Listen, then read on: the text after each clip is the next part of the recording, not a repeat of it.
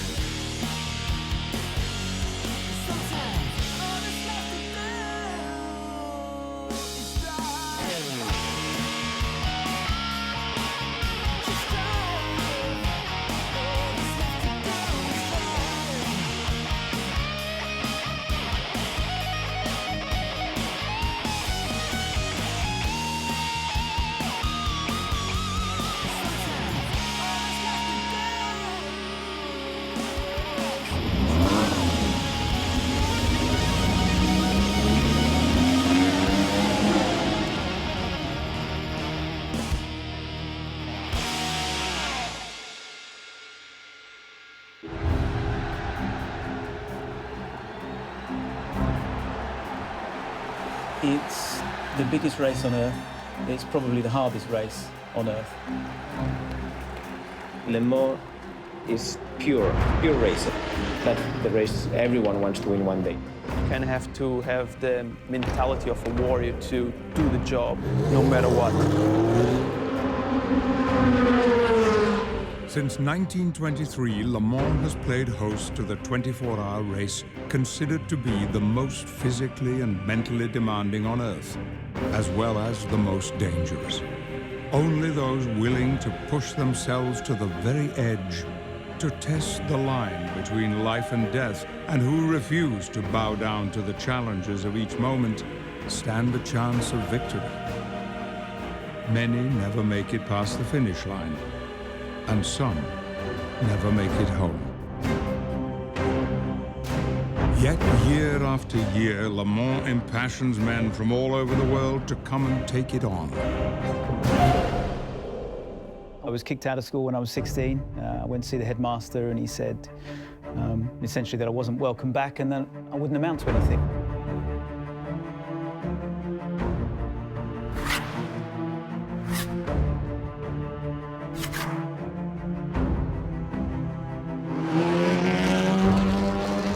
My sort of dream has always been to sort of emulate Mick Hackenham and all my heroes I used to watch when I was a little boy on TV.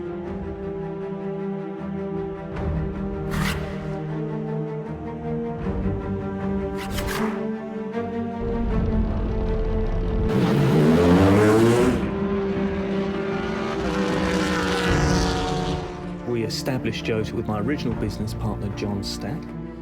We started the business while I was at university, and they tried to throw me out of university for running a business from the halls of residence, but subsequently we got over that.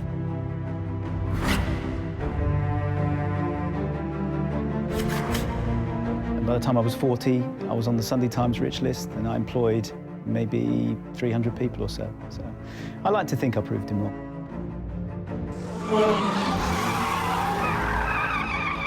When I started to sort of realise this could be more than just a bit of fun on the weekend was when I won my first national karting event when I was 12. So I was racing against people much older than me, but still beating them.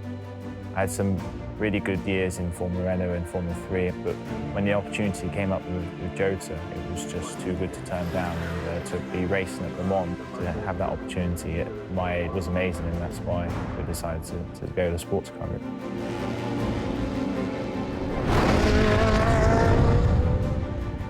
Probably more interested in racing cars than I am in road cars. You also have nice cars, but that probably still harks back to having a better car than the bloke next door, which in Monaco is more difficult than it was when I was in Hemel Hempstead.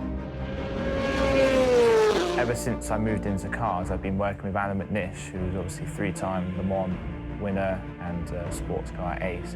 He's been down the same road as I have, and been there, done that, and got the T-shirt to a certain extent. And he was a really good person for me to be able to learn off. Part of success in life is just oftentimes pushing yourself harder than anybody else would ever expect. And then if you do that, then you're more than likely going to win. Pushing yourself to the edge may be the secret to success, but stopping yourself from going over it is just as crucial. Jota Sport know all too well the cruelty of the Circuit de la Sarthe. The small British privateer team have taken it on no less than 7 times. But despite valiant efforts and years of preparation, a podium finish remains elusive. So whilst we've had enormous success in all other forms of sports car racing, Le Mans remains our nemesis. This year will herald a fresh chapter in the team's history as they have a new and bold driver lineup.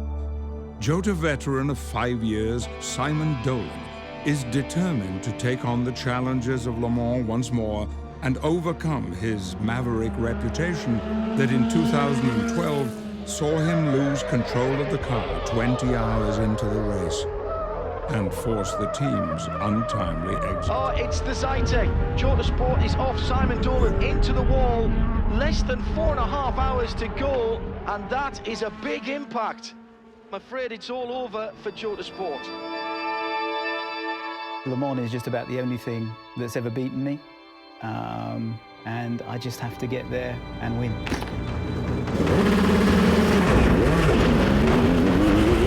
Simon is paired with the young driver Harry Tincknell, the protege of Le Mans legend Alan McNish. A talented single-seater racer, but a Le Mans rookie. This will be Harry's endurance season debut.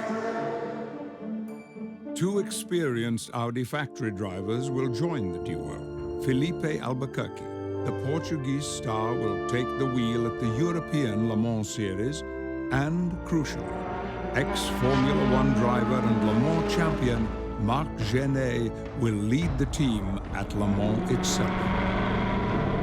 Essentially, you have 3 roads to go to Le Mans. One is from America, so there's a series over there. So the choices that you have if you're based in Europe are to go into the European Le Mans Series, which is ELMS, which is the one that we do, or the World Endurance Championship. And then we choose to do the round at Spa as a bit of a warm-up to Le Mans.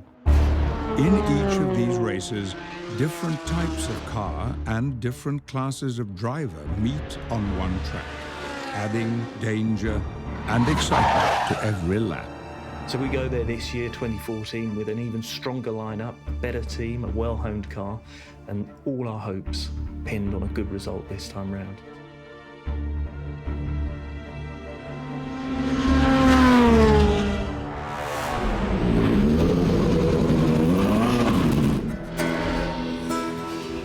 The Jota Sport team are here in Estoril, Portugal, for pre-season testing. With just 14 weeks into the Le Mans 24 hours, this is the team's first opportunity to get the car on track after its winter rebuild.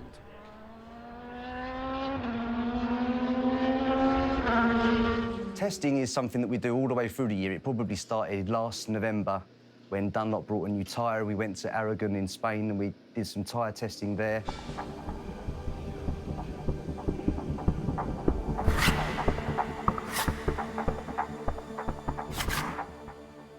Zytek brought some new bits and pieces that they wanted to develop. And then even when we get into the early races with the European Series, we almost treat some of that like testing as well. You're looking for the durability of all the parts and of all the little updates as you get to Le Mans.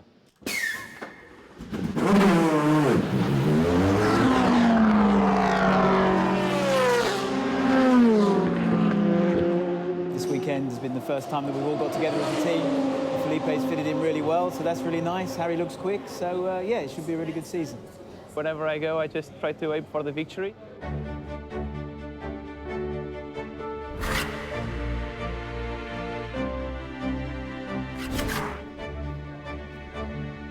With Harry coming from a 3, I think he's adapting really quick to the car. He's really fast. And Simon, with his experience already, I think it's a strong team together.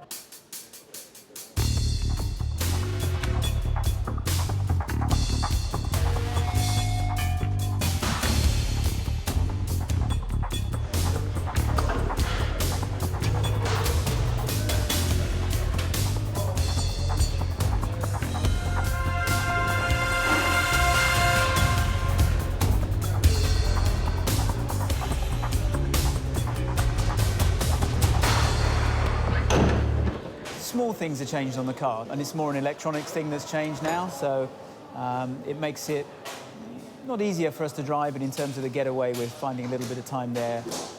In terms of the traction control, that's a lot better than it was last year. It's finding tiny things, and we're finding that a lot of the time comes in the non-lap time, so getting out the pits and doing things like that, rather than being that much quicker on track. It's amazing how similar the LMP2 car is to the Formula 3 car. I was really quite surprised because when I first walked into the garage and looked at this machine, I was thinking, wow, I mean, I don't know how I'm going to adapt to this. So I was sort of very happy, obviously, to get in and do a good job straight away. A racing driver has got to cope with all the things which could potentially go wrong.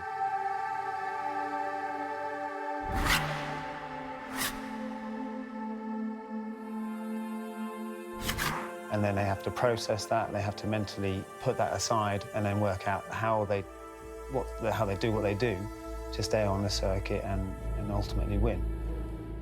When I came to Jota, I was impressed with the small and strong group of people they were.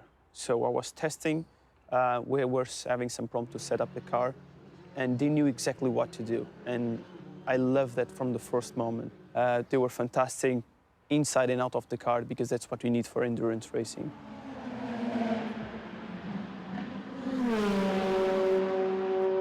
A confident-looking Jota Sport have worked hard and are ready to start the season.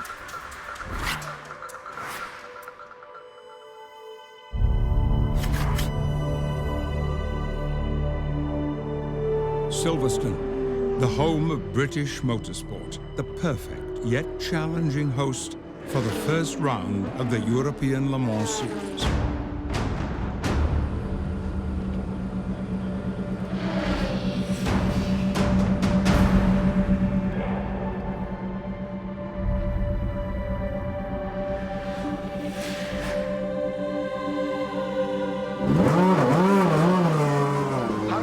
Qualifying, but that's a good choice. Although he's got a bit to live up to, hasn't he, in his first outing for Jota? Last year I raced with a guy called Oliver Turvey, who is McLaren F1 test driver, immensely quick. And Harry's ambition really was to go out and see if he could match Oliver's time. And honestly, as a team, we didn't think that first time out he was going to be able to do it. Jota had success here last year, remember. All eyes from the pits on the young man.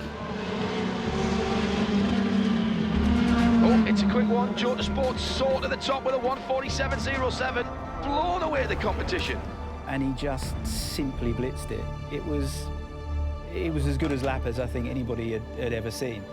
And I think he was on pole by 1.2 seconds, which is ridiculous. You know, normally it's hundredths or tenths of a second at most. So you think, yeah, as an omen for the season, this is pretty good.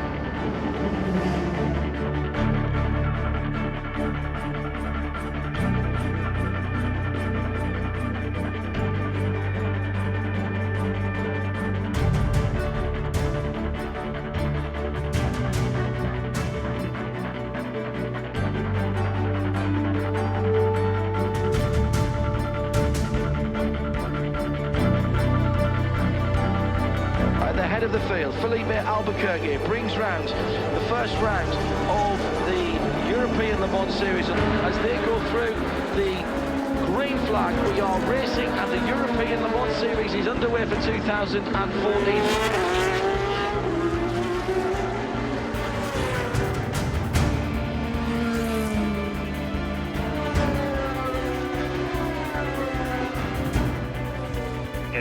Gap is down for 1.5 seconds to P2. Keep pushing, keep pushing.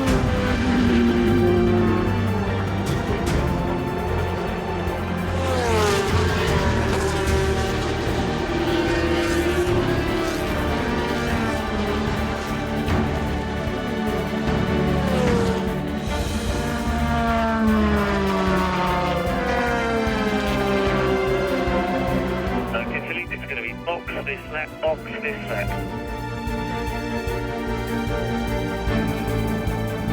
Great drive by Albuquerque. He's got a decent lead as he comes into the pits now. Simon Dolan standing by to jump in. Now he's the silver driver, so he's got to do at least 2 hours and 20 minutes of the 4-hour race.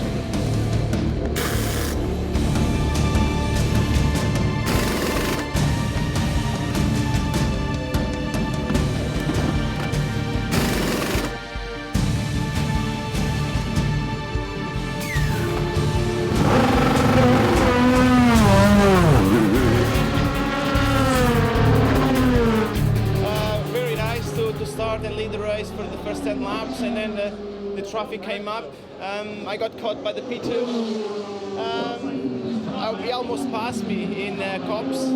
I was a bit surprised with that because I had quite a good gap, but pretty happy because after that, just nice and easy.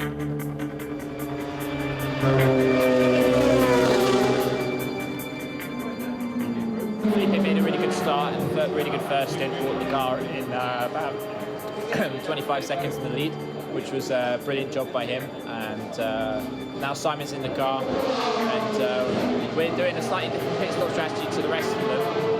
So we're now down in P3, but Simon's doing a really good job. He's doing consistent times, and all going well, so hopefully we can keep it up.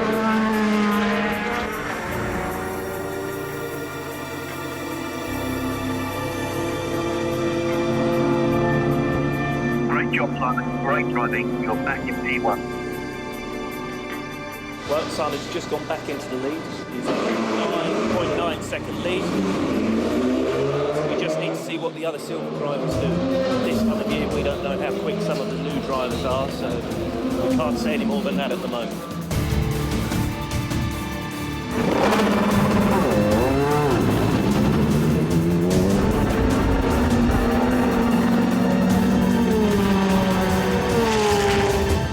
Was a great result for me, qualifying on pole, and looking forward to getting back in it now in race conditions with all the GTs about through. At the head of the timing screen and with 33.5 seconds of a lead, Simon Dolan for the Jota 38 Zytek. Simon doing exactly what he needs to do, hitting his marks, not taking chances in traffic, and just reeling off those lap times.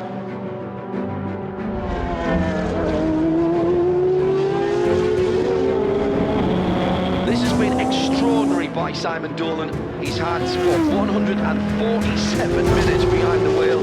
His lead, 33 seconds. And Harry Tinkle still to come. Jota are looking untouchable.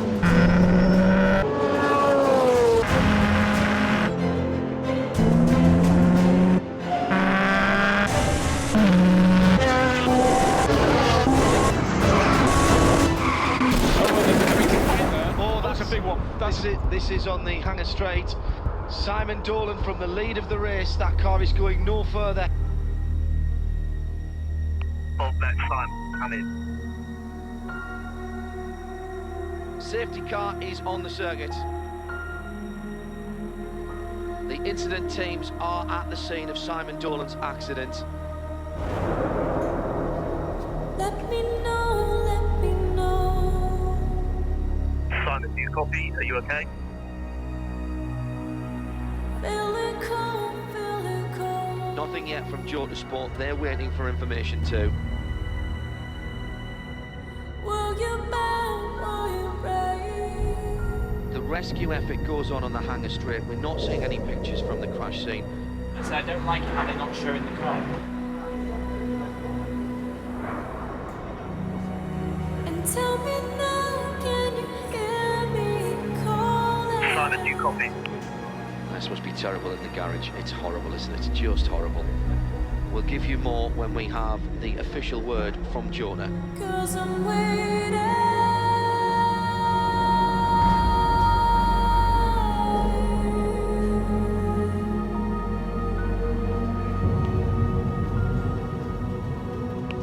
Simon, if you copy the message, come back to us. Is it too late? You never really think about hurting yourself and everything. That happens to everyone else. It doesn't happen to you. It went from being elation of we're doing so well, we're going to win the race, to oh my God, I can't believe we're shunted the car, we're out, to hold on a minute, is my teammate okay? Was a really, really, really dark time. It's the first time I'd really kind of recognised that actually this is pretty serious. This is racing, and things happen. I would think that's the biggest sacrifice, the safety aspect. Yeah, it's about as low as I've ever been, I'd say. I mean, the sudden realisation that actually my mate might be, I'm not even going to say how bad it could have been. Obviously, the events that unfolded were very hard on everyone. And when we all saw on the screen Simon's incident and the car in the wall, it was really tough for the whole team. You know, Simon's not just a driver, he's not just a colleague, he's a friend to all of us. I remember thinking that it was going to hurt, and I hit the wall, and it really hurt. I knew exactly where I was on the track, and I knew exactly what was going to happen, and that there was absolutely nothing I could do about it. And that was the only moment that I have been genuinely scared in a car. And it was the first time that I can say I've been genuinely scared ever, really. That kind of impact, where Simon hit head on, the problem is, for me, is the fact that obviously as he hits the wall's pretty stationary, isn't it? It's not going to move, so his body's the only thing, the organs within his body are the only thing which are going to move, and they're all going to move forwards at a hell of a rate. And it's about what they hit on the way, what they damage. When you know you're okay, it's the fact that you've thrown away the lead. And if you're driving in a team of people, you've let down, or you feel as though you've let down the other two drivers and the whole team, and it's a pretty horrible feeling. And it just all became a bit surreal. And then someone said there's a lot of blood. One of the medics said there was a lot of blood, and it was like, oh.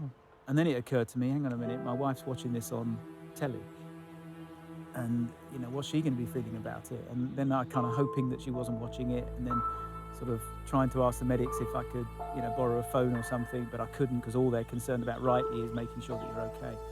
So it was a long period of time before I could actually speak to her and, you know, tell her I was all right. And obviously she was going crazy at home, because even the team don't get word that I was all right, and the radio had broken in the impact, and so I couldn't radio the team. So no one knew that, you know, whether I was all right or conscious or my legs were missing or anything.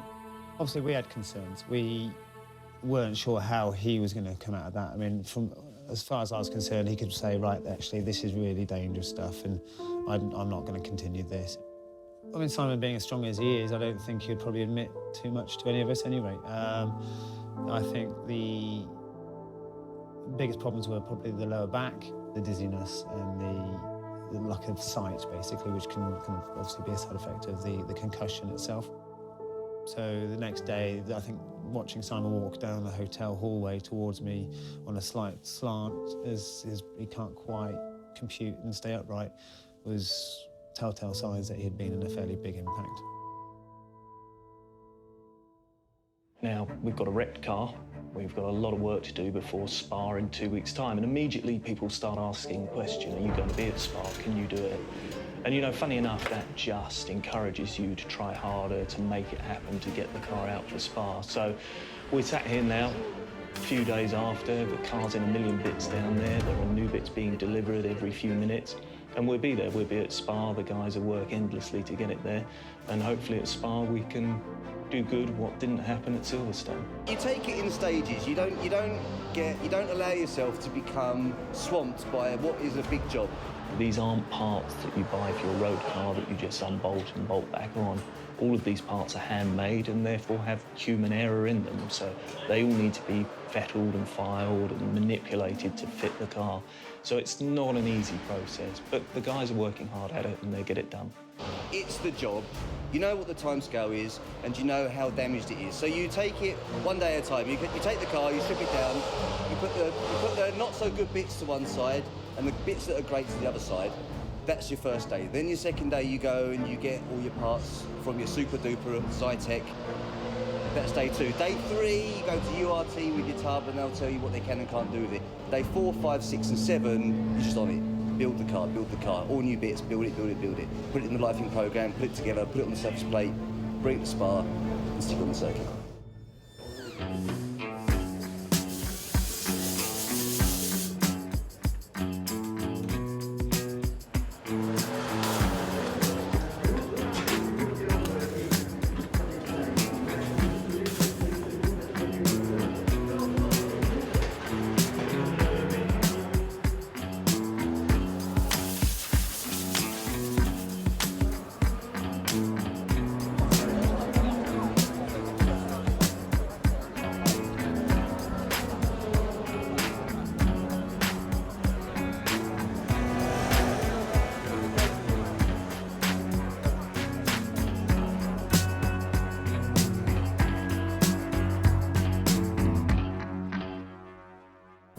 Spa, the iconic Belgian racetrack.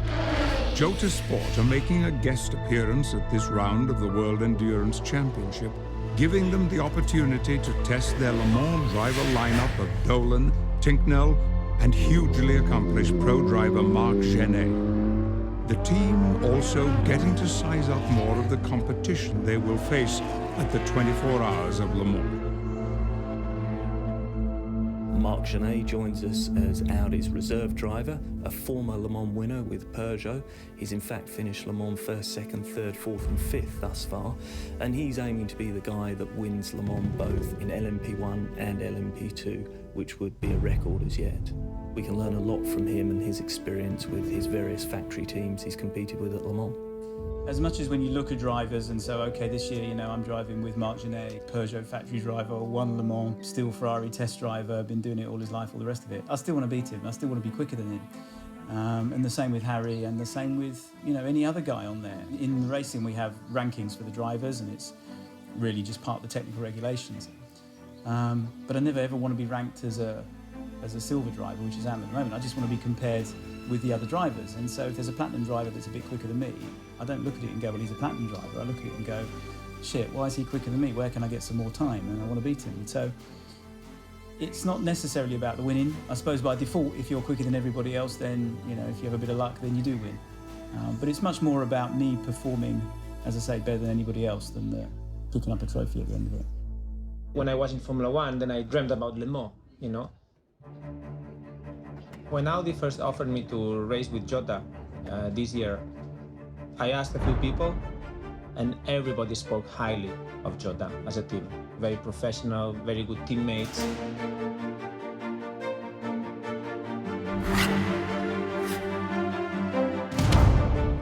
So people I knew, they all told me, do it. You know, you're really gonna enjoy driving for such a competitive team. And I have to say, the team I've been impressed with, they are very, very good. We have a good chance of winning any race we may do. And it's great fun to drive.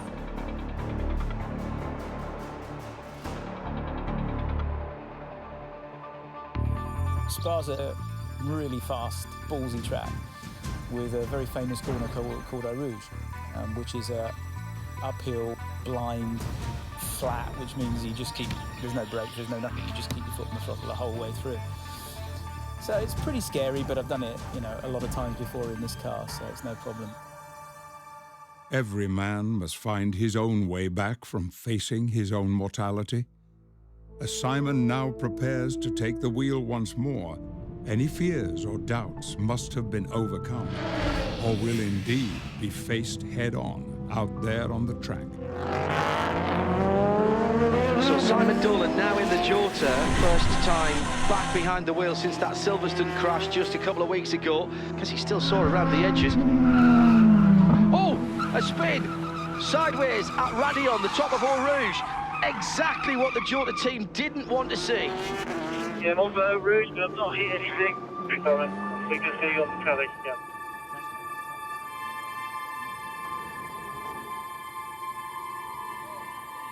The edge can be closer than we think. Sometimes pushing one step further will be a step too far. Simon just had a bit of a moment, but didn't hit anything, and which is the main thing. And he's back out there now on new tyres, so sort of getting back on the pony effect sort of thing. It's good to go straight back out and get his confidence back before tomorrow. In the race car, you have telemetry, and what telemetry is, it sends all sorts of signals back to the engineers in the garage, telling them exactly what you're doing, where you're braking, when you're braking, how much you're braking, how much you're steering, accelerating, all the rest of it. He knew that we would all be looking at the data. Now, in racing driver world, people don't lift at Eau Rouge, they keep flat, and Simon knew that, and he knew that we would all be watching, and he also knew that we would all be thinking, has he still got this? Has he still got the guts? Has he still got what it takes to be a racing driver? And as I was coming round to do this lap, I thought, I've got to take it flat, I've got to take it flat. And that was singularly the scariest thing I think I've ever done. And he did.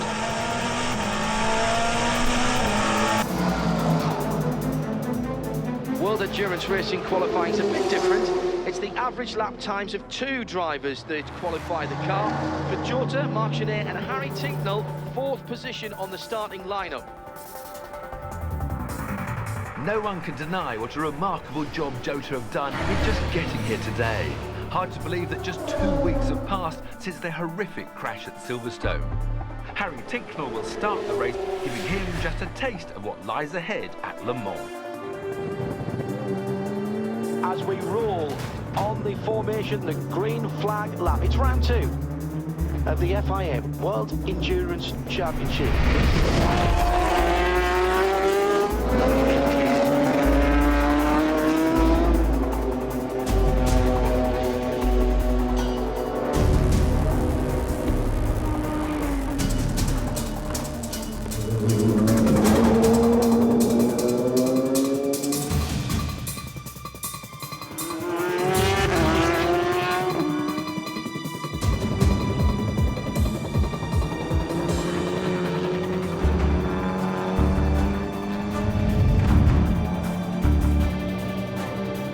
Cracking stint by Harry Tincknell.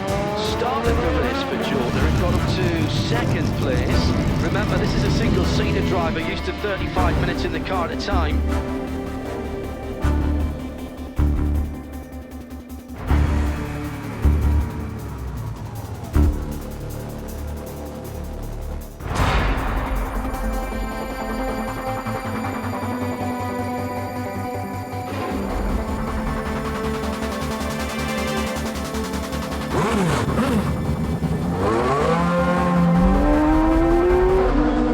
Pace felt good, and yeah, we'll see what Simon can do now.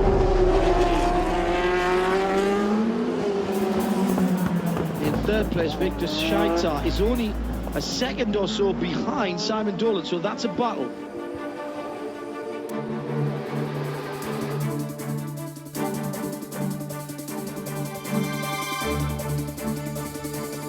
Simon Dolan has done a great job keeping the Jota Zytek in the top 3. It was Harry Tincknell, of course, who started the race and got them up to second place. Marc Gené now behind the wheel, ex-Formula 1 driver and Le Mans winner. He won this endurance race in 2012 with Audi, and Jota will obviously be keen that he repeats that success today.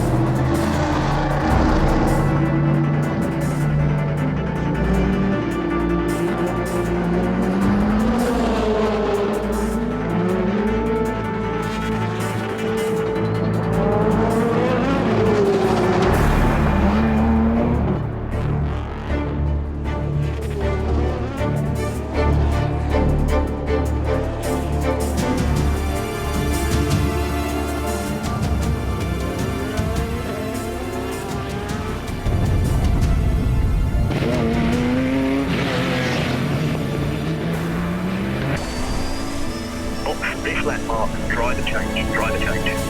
Engineer now, who's to the Jota Zytek, the 38 car in second place, and he's got 32 seconds on Alex Imperatori.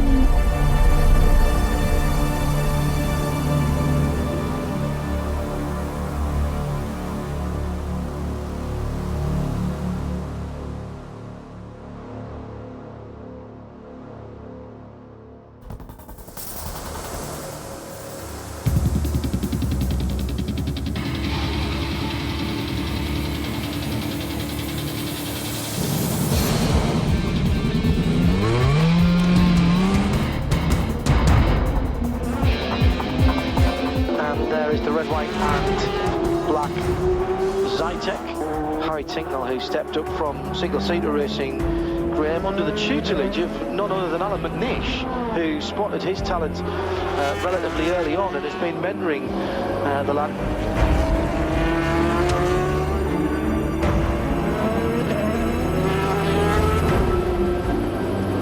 Great drive, Harry. You're P2. Bring it home. In LMP2, it's a great story for Jota as Harry Tincknell crosses the line. What a comeback from a wreck at Silverstone to podium glory today, just 2 weeks separating the two events.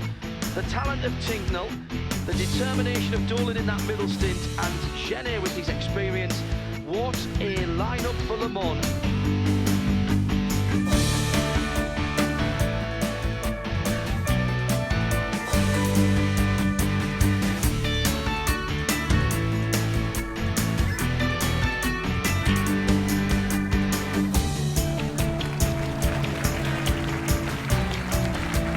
Podium finish. A win still remains elusive, but Jota Sports' confidence is building, their faith restored as the chase and focus now lie firmly ahead. The desire burning for the ultimate prize.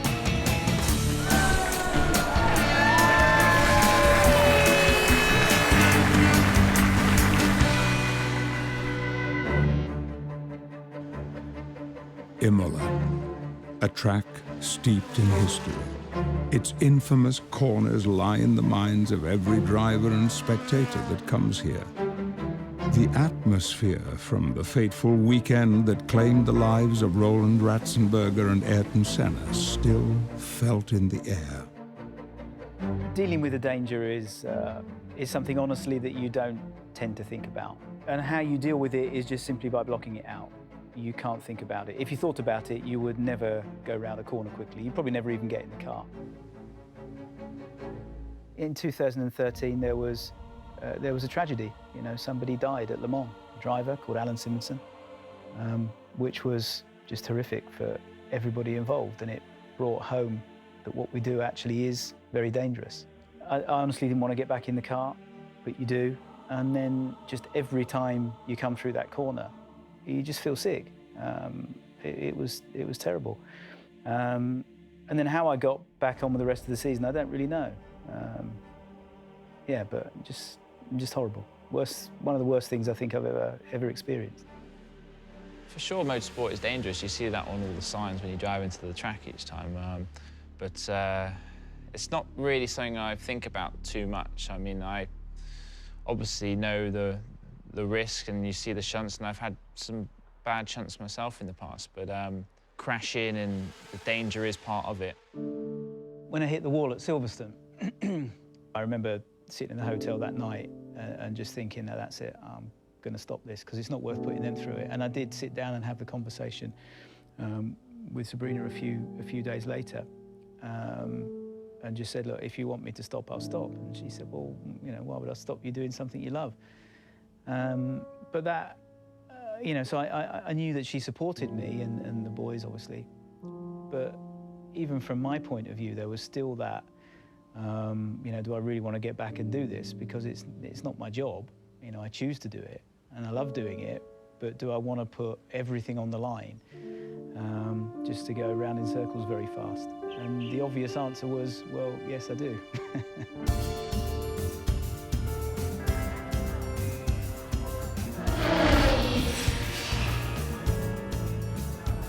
Round 2 of the ELMS and the third race of the season for Jota Sport. Felipe Albuquerque rejoins this motivated and determined team to contend the 4-hour race here at the notorious Enzo Andino Ferrari circuit.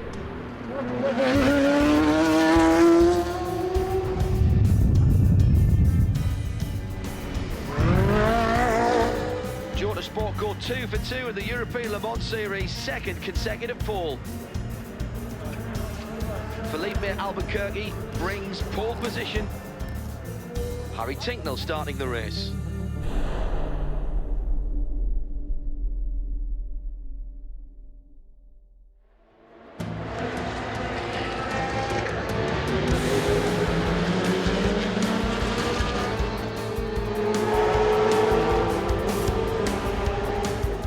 Harry Tincknell, ball sitter, under pressure, comes under the gantry now, and we're racing at Imola, and Tincknell's got an absolute belter.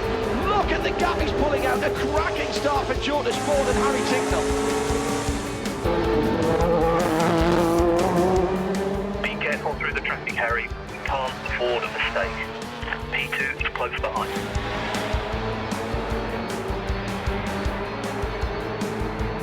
It's hard to believe, isn't it? Harry Tincknell has not a lot of experience in these cars. He's doing a cracking job, kicking it out front and battling hard in that Zytek for Jota.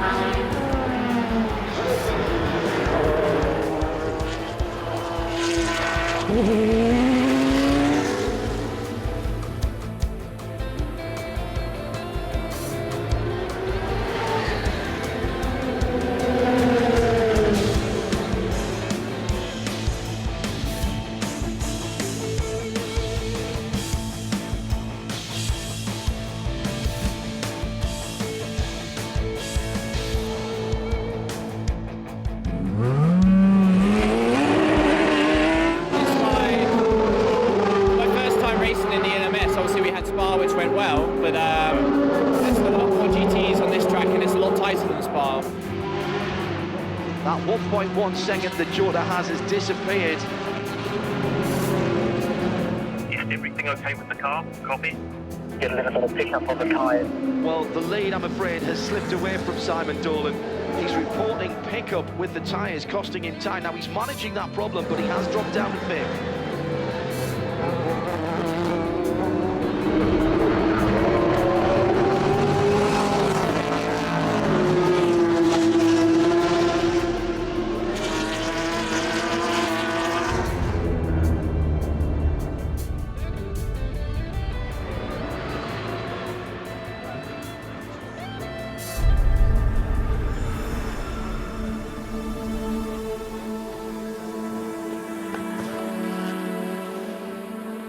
After my stint, Simon went out and he was struggling a little bit with the tyres and he said he didn't feel quite right, so he did the best job he could, and then at the end of his stint he came in and we changed the strategy and Felipe went out earlier than expected.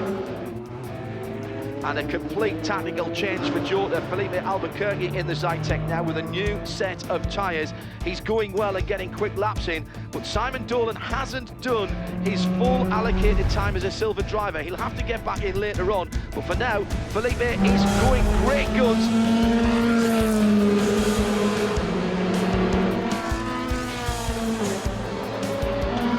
Fastest lap, 136.144, and the purple numbers are next to Felipe Albuquerque. And in fact, he's just taken the lead.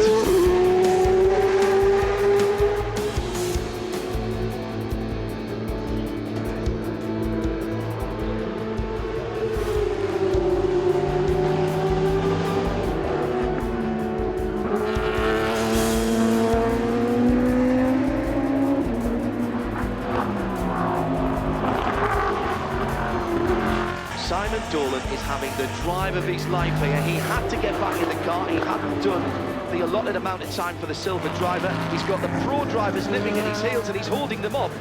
He's weathering the storm and the pressure and keeping the speed up as well in these toughest of conditions. This is quite a point to make in Jota's last race before Le Mans.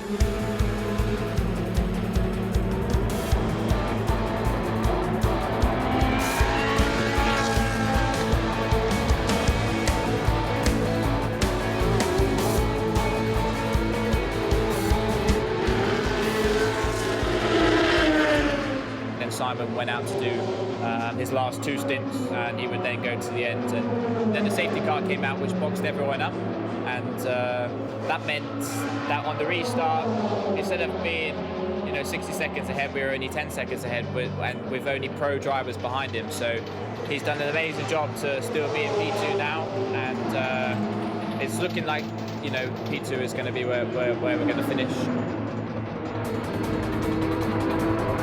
Fantastic drive, Simon. Keep pushing, and we're keep P2.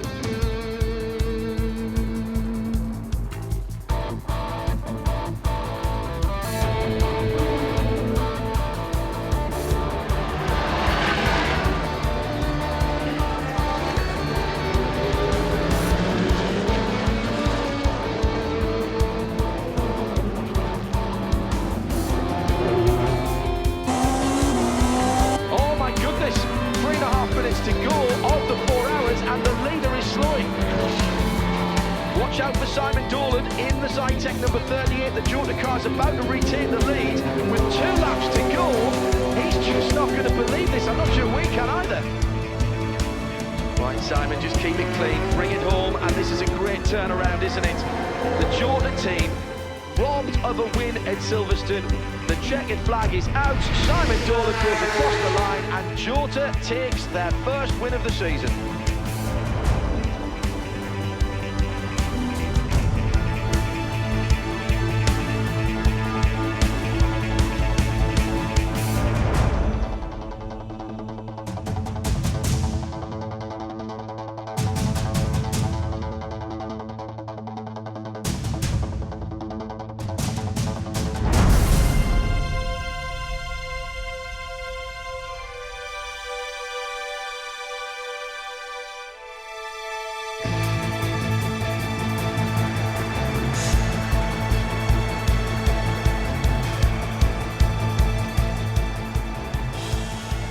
Jota leave Imola believing in themselves, in each other, and in the foundations they had built. With determination and luck on their side, they taste victory. But are they ready to take on the toughest challenge yet? The 24 Hours of Le Mans. Take care, guys. Good luck, man. See you in Le Mans. Take care.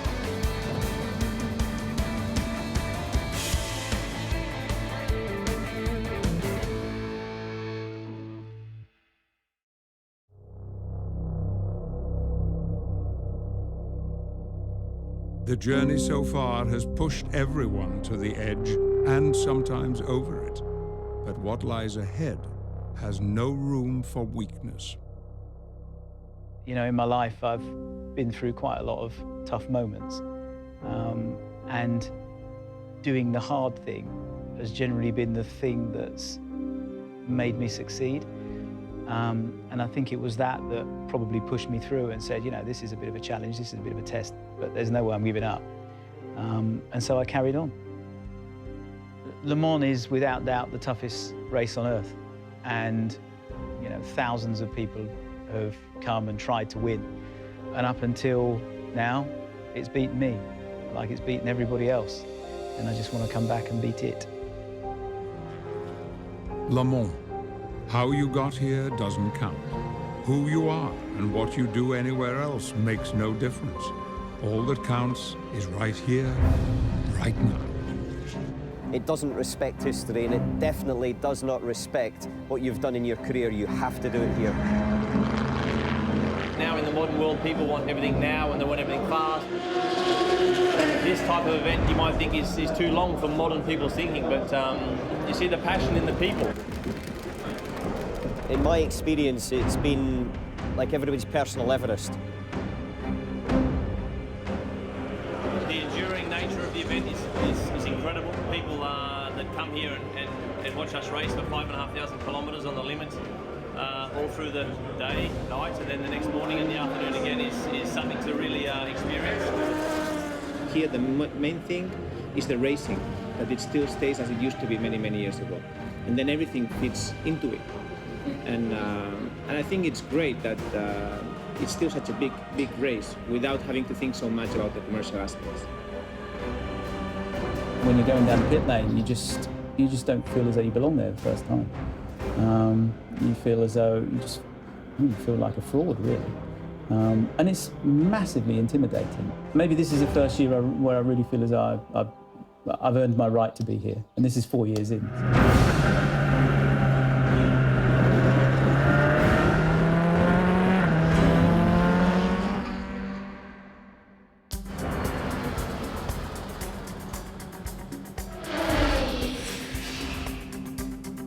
The test weekend here at Le Mans provides the teams and drivers the ultimate opportunity to prepare themselves, their race setup and their strategy.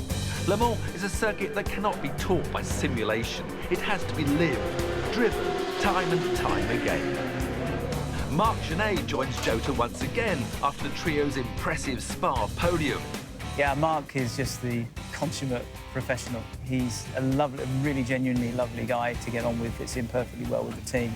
You know, he's just immensely quick. He's that quick through traffic that his lap times just don't seem to change. And that's something that Harry and I can learn from him, which will be absolutely invaluable at Le Mans. At Le Mans, the team aspect is more important than any other race. Everyone in the team is important. Of course, you have Harry and Simon, my teammates, that we work very well together and we are very united. Normally in racing, your teammate is your main competitor, and here no. Here your teammate is the first person you need to tell him anything you know, because the better he does, the better you will do. Oh, that's good to see. Harry Tincknell at the wheel of the Jota number 38 Zytek for the first time here at Le Mans. Since I was a little boy, I've always been watching this race, so certainly it's a lifetime's ambition to drive here.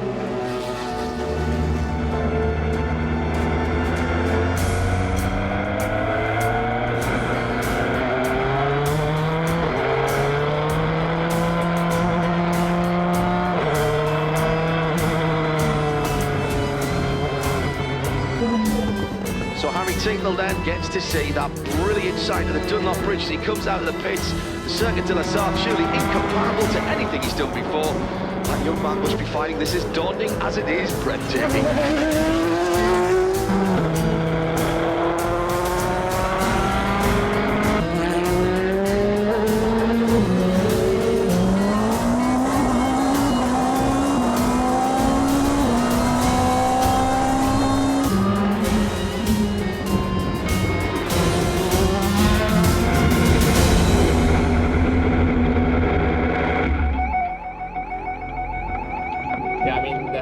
First lap was just like, whoa, I mean, just unbelievable, you know, just driving down the Mulsanne, incredible win.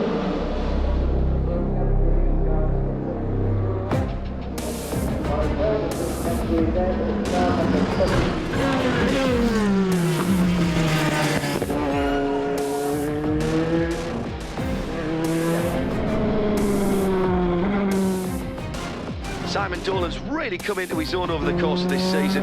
He was very good indeed at Spa in the WEC, and that second stint at Imola was mighty. Keep up the pace. Push, push, push.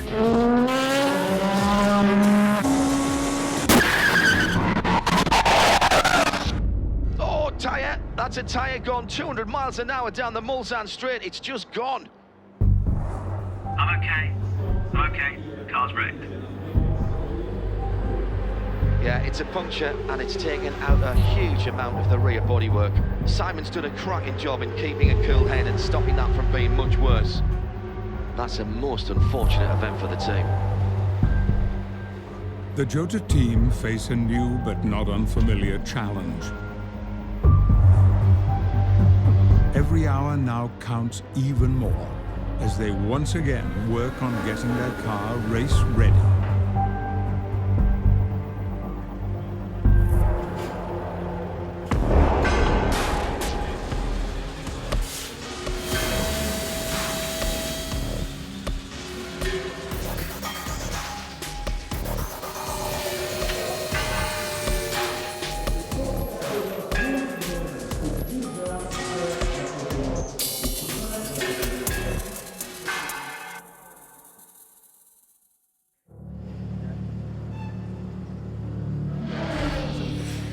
Le Mans is a spectacle like no other, providing fans and drivers alike a feast of fun, challenges, and intimate moments that remind all why motorsport touches their hearts.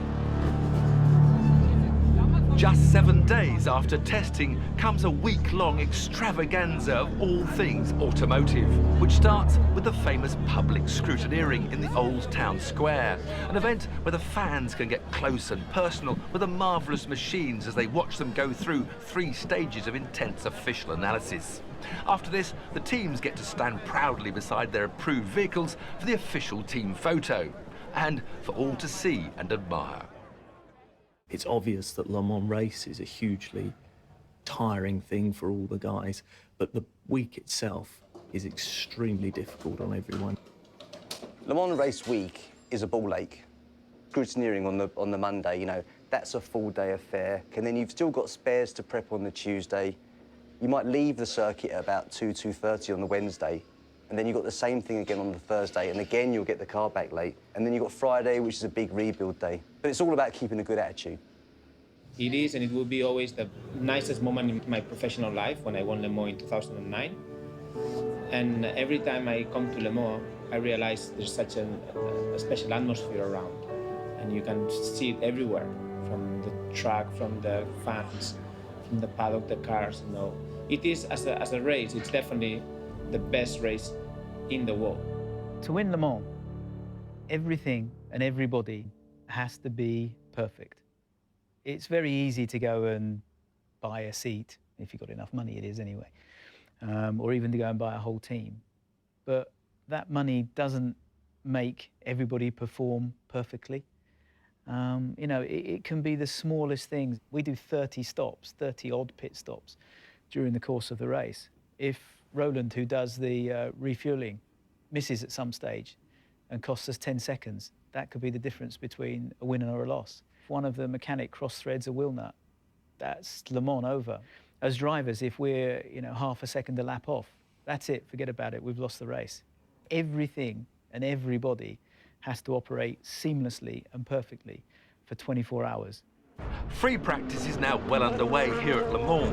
It's Wednesday afternoon, just 3 days before the big event. This session is a critical last chance to refine setup and strategy before the first qualifying this evening. For some teams, going into the later session is all about qualifying times and grid positions. Others will be more concerned with setting up a good balance that can be sustained for the 24-hour race itself.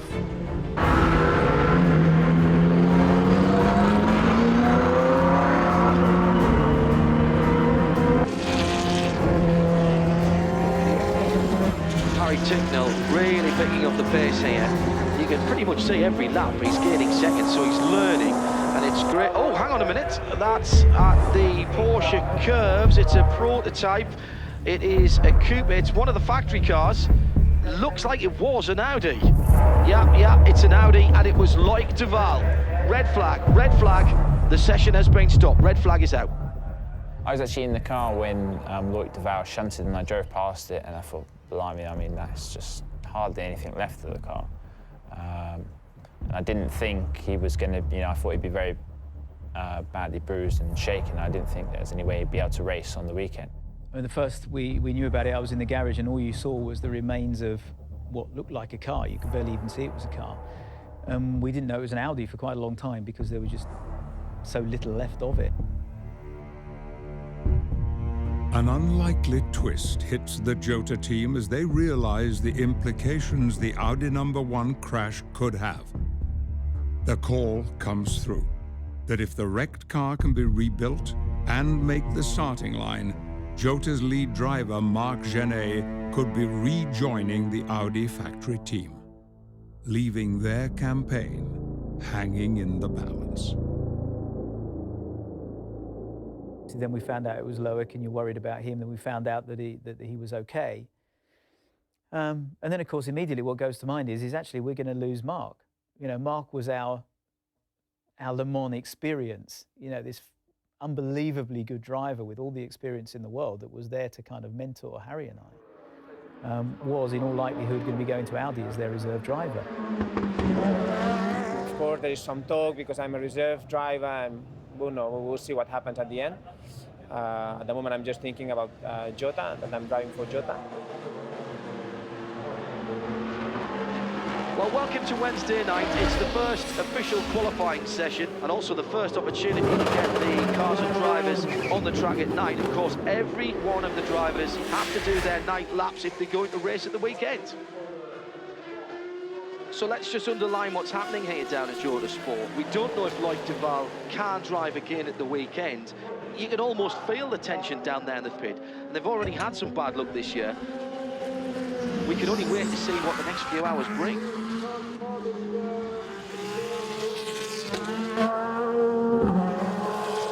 As the qualifying session draws to a close and hails the end of another long and grueling day for the team, the news they've been dreading is confirmed. Jota will lose Le Mans champion Marc Gené, a bitter blow, and one that could end their campaign entirely. In that instant, when everything's going on around you, you're thinking, well, what the hell do? We haven't got another driver. There's no one here. And then you're in that awful moment where everybody's, Le Mans isn't just about the day or the week, it's about the year leading up to it. This is 20 people working their asses off all year to get to this one moment, and in a split second, it's just gone. It's just taken away from you. The future of the team is now uncertain, as they are left with just 12 hours to find a replacement driver or face leaving Le Mans before the race even begins.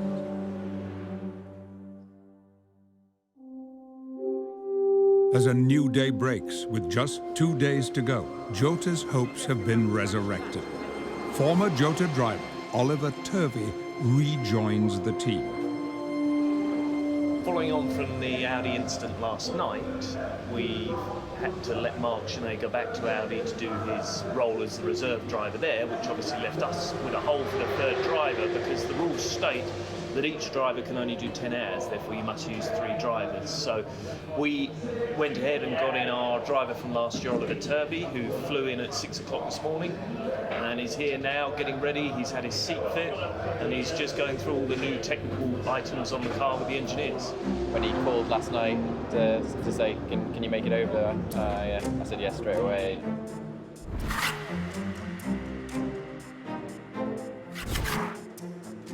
It's a great team, Jota, and great race. I was desperate to come here.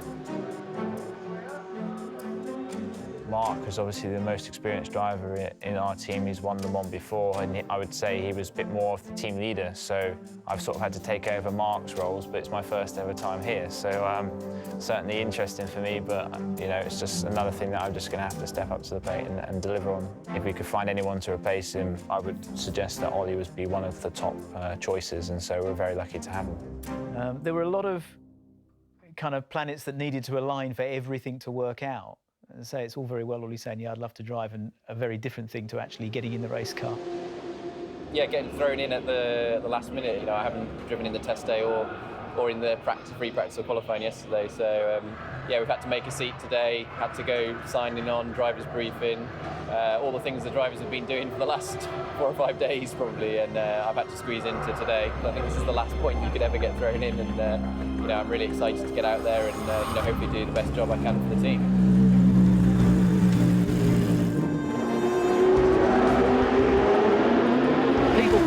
It's not just about the 24 hours of the race. Days here at Le Mans start early and sometimes go on into the wee small hours of the morning.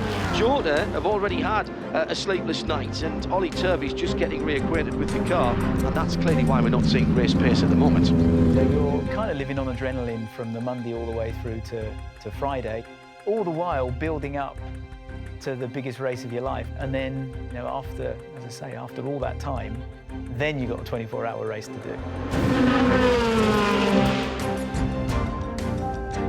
Still not seeing the times we might have expected from Jota Sport. They'll be disappointed too, I'm sure. They've gone down from 12th to 14th in class in that last session.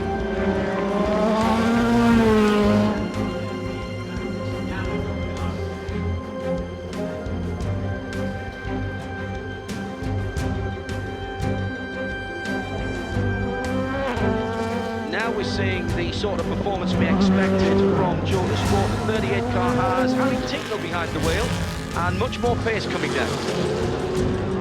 Great job, Harry. Great job. Keep pushing, keep pushing. They've got to be happy with that qualifying lap from Harry Tincknell. First time at Le Mans, second in class. To be honest, after 2 or 3 laps, I started to feel really confident in the car and then started to push it really nicely. And, you know, we came in second, so for my first time here, I was really happy with that. Determination, hard work, and undeniable talent has seen many battles fought. Now Jota claimed position 2 on the start line.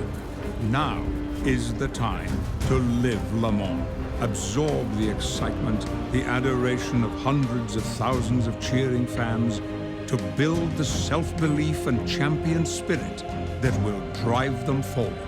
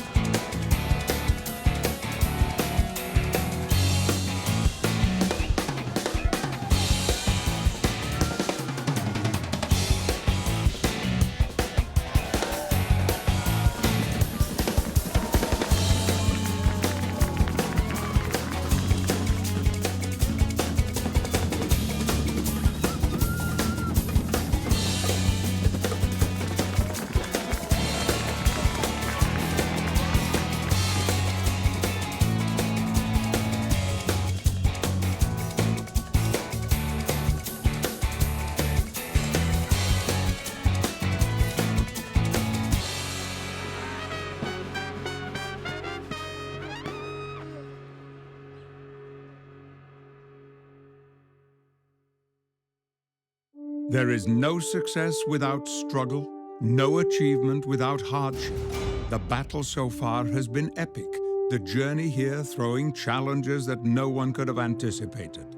But now, it is time to find what lies deep inside, the very thing that will make champions and history here today.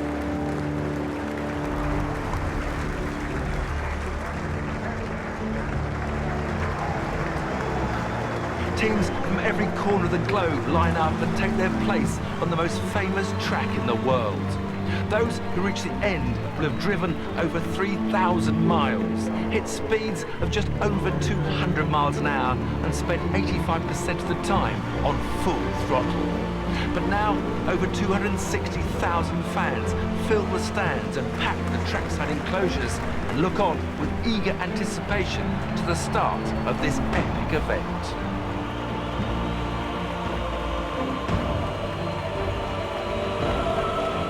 Now is the time. Now is the moment for every man on the start line. What has come before fades into nothing, and all there is left to do is drive.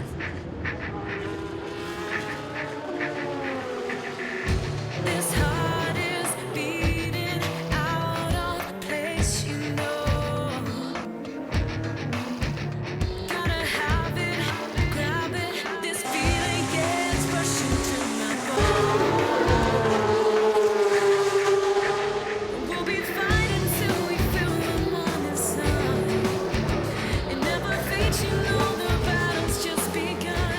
ready to roll then for the 2014 82nd running of the 24 Hours of Le Mans. And the Rolex clock is about to get underway. Who will make it into the Dunlop curve for the first time as the Audi pulls off and Fernando Alonso gets ready to wave the field away. It looks to be a good start from Toyota. There is Alonso waving the French tricolour. Harry Tincknell's got the jump in P2. He actually leads Tristan Gomendy back in the P2 class. So the 38 Jota Sport Zytek, which won in the European Le Mans Series at Imola, leads the way in P2.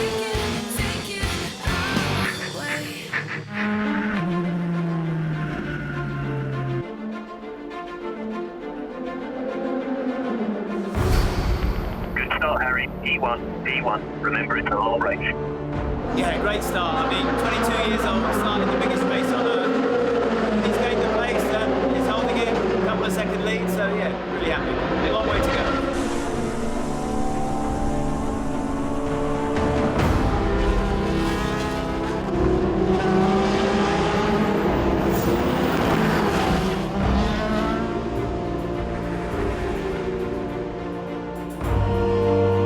Jota Sport, the 38 Zytek coming in. That's Tincknell getting out. Ollie Turvey will jump in, and Tincknell must be happy with his performance. He was right at the front of the LMP2 field throughout that double stint.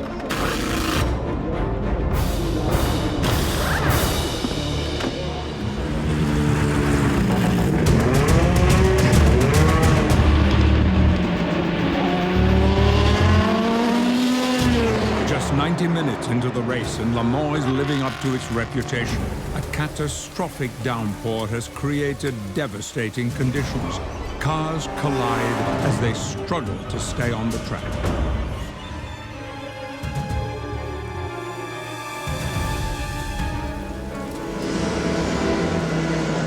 Ollie Turvey into the pits, dropped down into 14th position in LMP2, that's 28th overall. The car's number illumination panel causing problems, and choice of tyres not great either.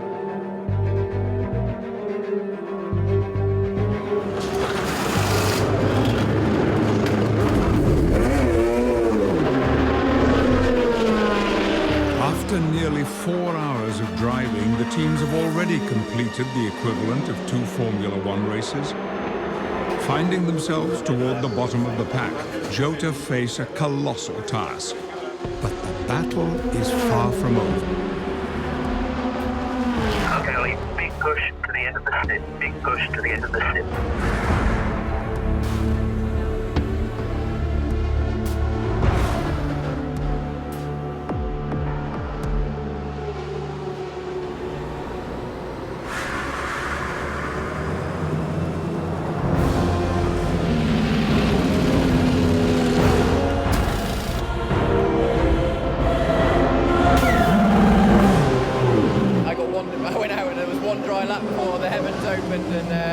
Torrential rain on the Mulsanne, so really tricky conditions. Both it was an Audi and a Toyota in the barrier, so just really took it really carefully. We lost a bit of time in the garage, but you know I think the important thing there was just to stay on the track, and you know there's a long way to go in the race. So.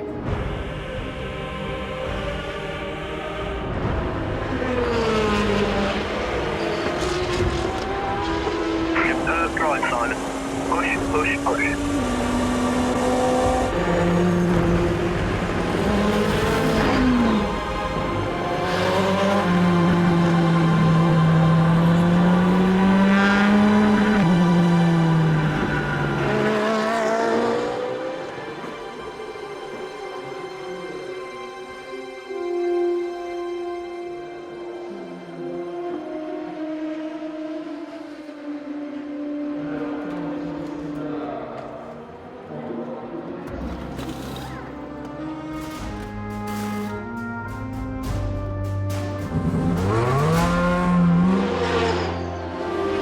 Fast approaches, having been played by such cruel twists of fate before the race even began. Just crossing the finishing line will be a huge achievement in itself.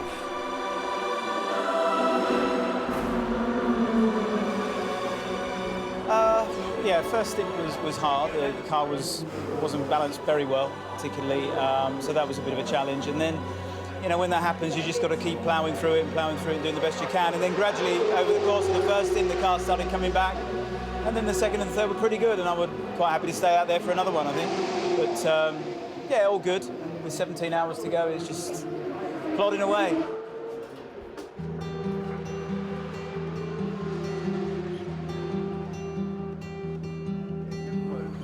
And so we know it's time to go.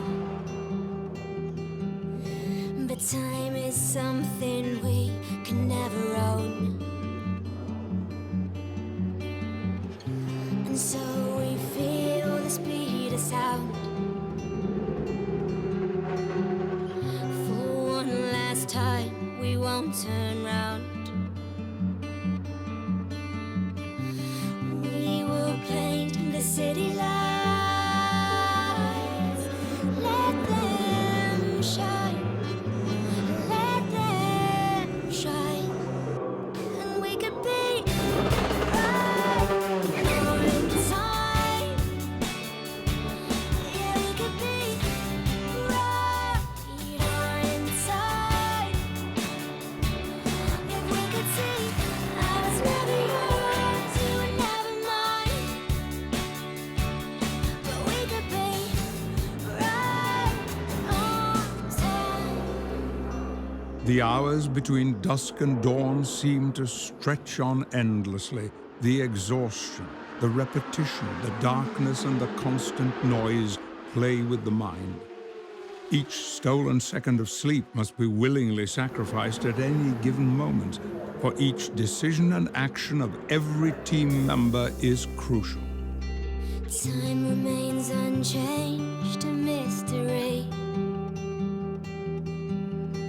While I make my moment in history. I'm not yours and you're not mine. I'm going for the win this time. I'm going for the win this time. 6 a.m. Harry Tincknell is now back in the car, and every team on the track welcome the breaking dawn, as surviving the night is a triumph not to be underestimated.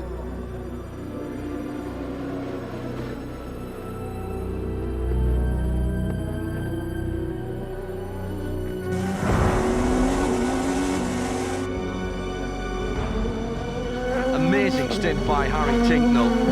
He's fought every single minute of his time behind the wheel. Jota now back into 5th in class. That's amazing.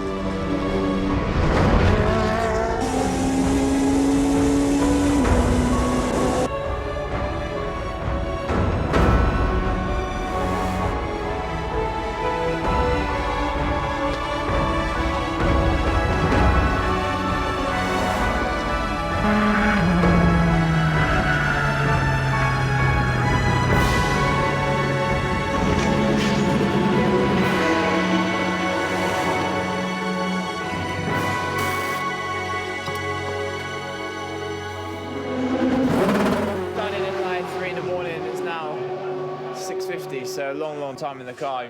I'm used to sort of 35-40 minute races in Formula 3, so do a 3-hour 20 stint is a lot, but I really enjoyed it. We ran the soft tyre, so I was really fast in the first couple of stints. You know, it's still over 8 hours to go. You know, that's 2 ELMS races for us, so long way to go yet, even though yeah, we're sort of into Sunday morning.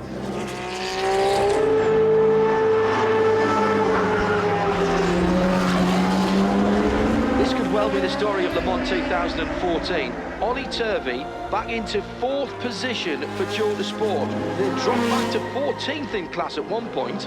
Remember, Jota's platinum driver, Marc Genet, had to go back to Audi, and in fact, he's leading the field at the moment in that Audi LMP1.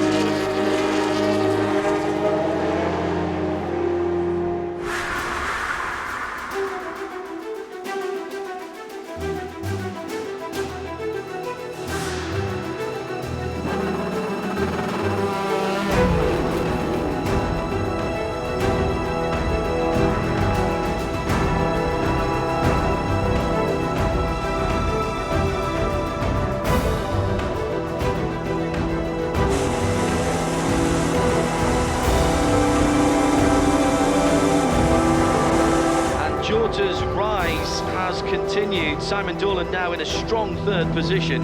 Simon has always been quick. He's been quick this year, but he's really focused on his consistency this Le Mans.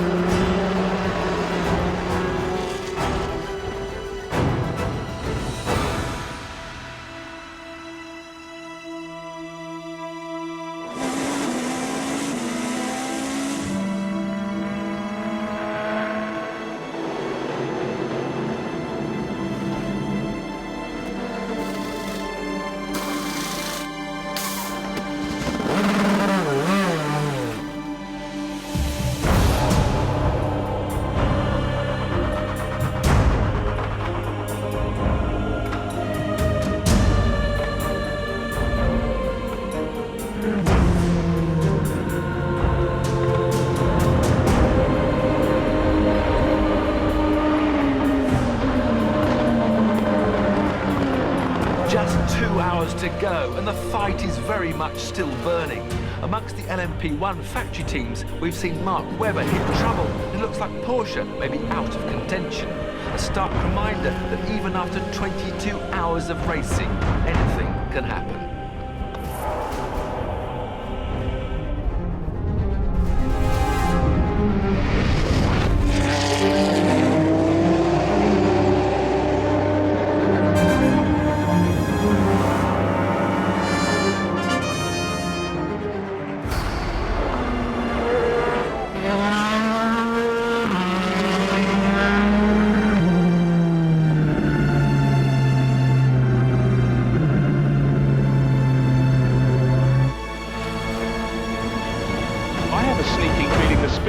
Could be with a Jota Sport car. Harry Tincknell really making that fly, but Gomendy will be reporting to the pits this time.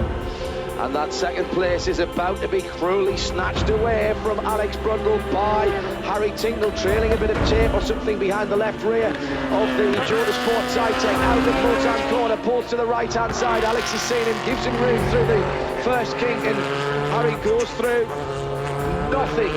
Nothing that the young Englishman can do there, battling against Harry Tincknell. Now, one for Paul to McCrunch when he gets a moment is how much longer we're going to see Harry Tincknell in this car, because Jota Sport still got their new boy because of this reshuffle of the drivers. Oliver Turvey, the Turvinator, still yet to actually, well, they've still got that bullet in their gun at the end of this race, and he is very quick indeed.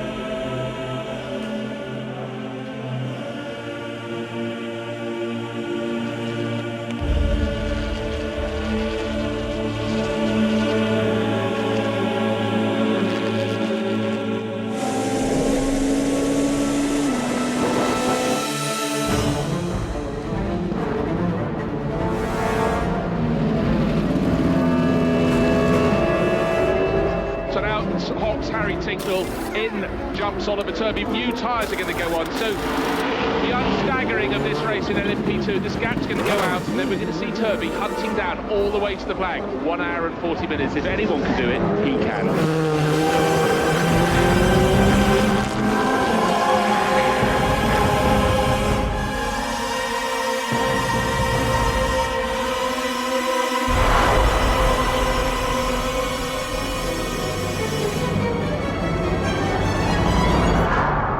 So the leading P2 car comes into the pits, and Ollie Turvey takes the Jota Zytek into the lead of LMP2. And Jota will need a splash of fuel before the end of the race.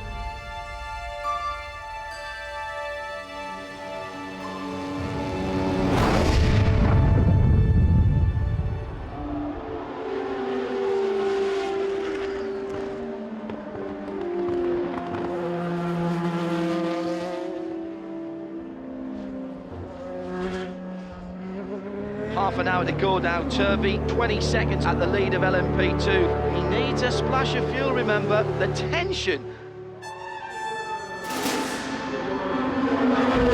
Okay, Ollie, it's box this lap for a splash of fuel. Confirmed. Box this lap for a splash. Okay, pilot ready.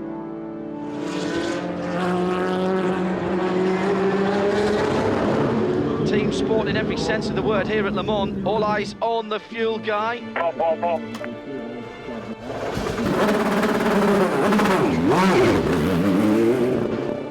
Well done, mate. Well done. He's done it, but just done it. Still in the lead. Just a couple of seconds separating them. This is going to be a fight to the finish. Okay, there are 14 minutes remaining. 14 minutes remaining.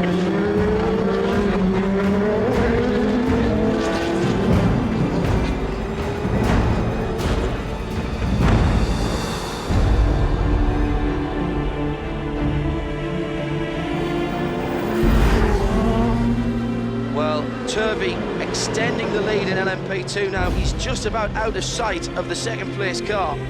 Jota must be daring to believe now. Just minutes remaining.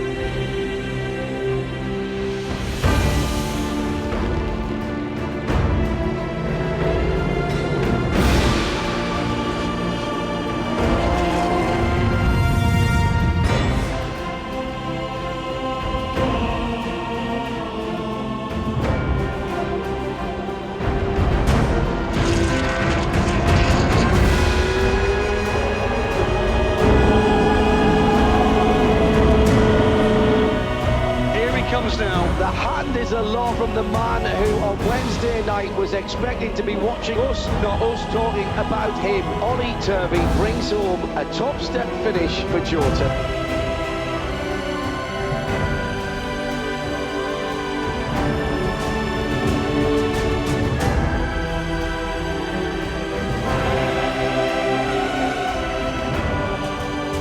Well done, Ollie, you super self-point, you just won the ball.